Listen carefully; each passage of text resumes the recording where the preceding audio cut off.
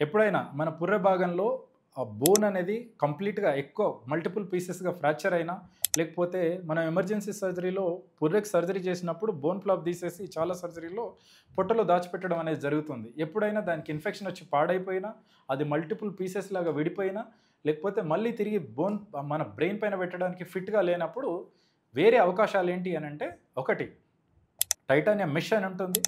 రెండోది titanium 3D implant అని దొరుకుతుంది. మూడోది పీక్ ఇంప్లాంట్ అని దొరుకుతుంది. సో, ఈ 3 కాస్ట్ వైస్‌గా చూసుకున్నట్టయితే టైటానియం మెష్ కొంచెం తక్కువ కాస్ట్ అవుతుంది. వేరేస్ టైటానియం ఇంప్లాంట్ ఆల్మోస్ట్ 70,000 నుంచి 1,00,000 వరకు వస్తుంది. వేరేస్ పీక్ ఇంప్లాంట్ అనేది చాలా ప్రైసీ.